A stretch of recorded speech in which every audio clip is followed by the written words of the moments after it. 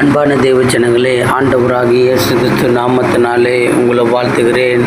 எப்படி இருக்கீங்க? நல்லா இருக்கீங்களா? சந்தோஷமா உங்கள் வாழ்க்கையில் சந்தோஷமாக இருக்குவதற்கு ஆண்டவராகிய இயேசு கிறிஸ்து வந்து உங்கள் குடும்பத்தில் இருக்கிற பிரச்சனைகள், போராட்டத்திலிருந்து உங்கள் வாழ்க்கையில் தலை நிமிர்ந்து வாழாத முடியாத அளவுக்கு உங்களுக்கு சோதனையாக இருக்கிறதா?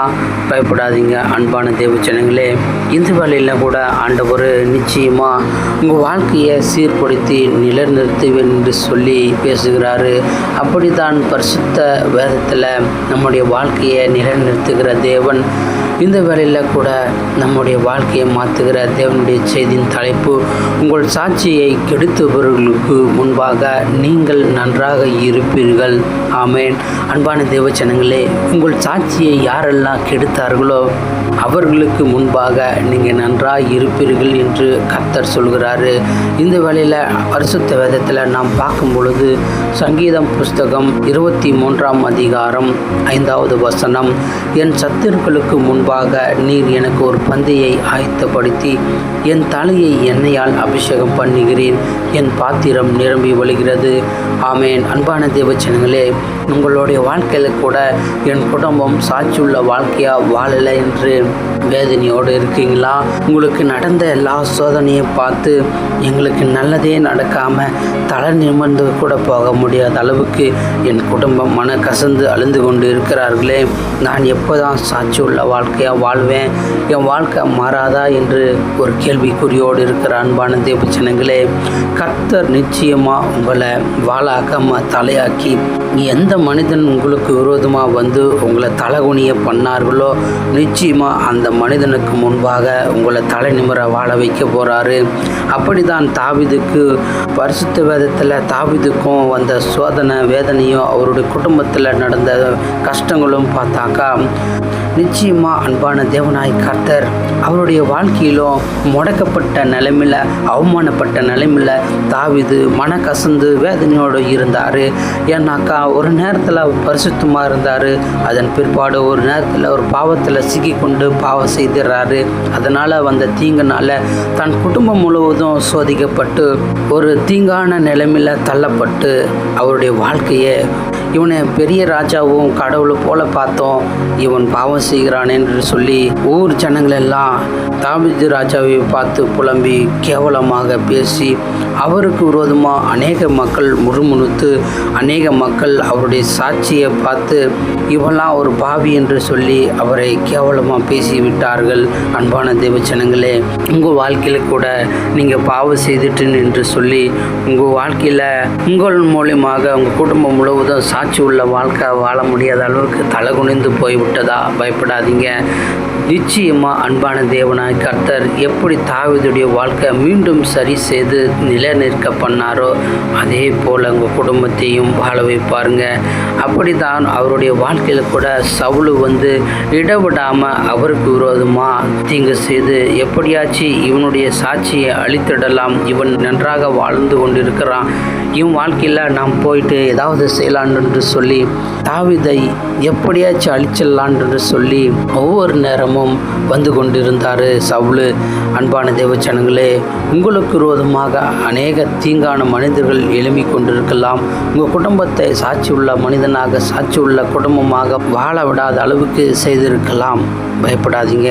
அந்த மனிதனுக்கு முன்பாக கர்த்தர் சொல்கிறாரு, என் சத்துருக்களுக்கு முன்பாக ஒரு பந்தியை ஆயத்தப்படுத்துவார் என்று தாவீது சொன்னது போல உங்கள் வாழ்க்கையில் உங்கள் குடும்பத்துக்கு விரோதமாக வந்த மனிதனுக்கு முன்பாக நிச்சயமாக ஒரு பந்தியை உங்களுக்காக ஆயத்தப்படுத்த போகிறாரு ஆண்டவராகிய இயேசு கிறிஸ்து.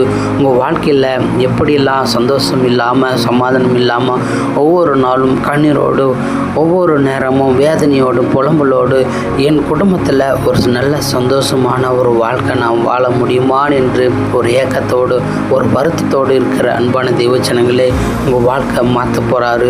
உங்கள் வாழ்க்கையில் நீங்கள் எது இழக்கப்பட்டீங்களோ நிச்சயமாக அதெல்லாம் ஆண்டவராக இயேசு கிறிஸ்து இந்த வேளையில் தந்து உங்கள் வாழ்க்கையில் பூரணமான சமாதானமும் சந்தோஷமும் தந்து எல்லா மனிதனுக்கு முன்பாக எல்லா குடும்பத்துக்கு முன்பாக உங்களை நன்றாக வாழ வைப்பேன் என்று ஆசீர்வதிக்கிறாரு. அன்பான தேவச்சனங்களே, நீங்கள் செய்ய வேண்டியது ஒன்று தான். கர்த்தருக்கு விரோதமாக நீங்கள் எந்த பாவம் செய்தீங்களோ அந்த பாவத்தை விட்டு விட்டு மன திரும்புங்க. அப்படித்தான் கர்த்தருக்கு விரோதமாக தாவீது ஒரு பாவம் செய்துறாரு.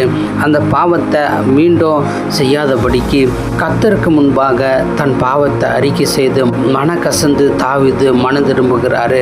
அன்பான தேவச்சனங்களே, தாவீது போல நீங்கள் ஏதாவது பாவம் செய்துட்டீங்களா பாருங்கள். தாவீது எப்படி தேவனுக்கு விரோதமாக நான் பாவம் செய்துட்டேன் என்று சொல்லி மனக்கசந்து தன் பாவத்தை அறிக்கையிட்டு மனம் திரும்பினாரோ அதே போல் மனம் திரும்புங்க. உங்கள் குடும்பத்தில் சமாதானமும் சந்தோஷமும் எப்போவுமே நிலைநிற்க வேண்டும் என்றால் ஆண்டவராக இயேசு கிறிஸ்து கிட்ட பாவ மன்னிப்பு பெற்றுக்கொண்டு சமாதானமாக வாழுங்க. அதுதான் உங்கள் வாழ்க்கையில் எல்லா மனிதனுக்கு முன்பாக உயர்த்தப்படுவதற்கு காரணமான ஒரே ஒரு வாய்ப்புங்க. உங்கள் வாழ்க்கையில் பாவம் செய்துட்டு நன்றாக தான் நான் வாழ்வேன் என்று சொல்கிற அன்பான தேவச்சனங்களே, நிச்சயமாக உங்கள் சத்துருக்களுக்கு முன்பாக கூட நீங்கள் உயர்ந்த மேல் இடத்துல வர முடியாது.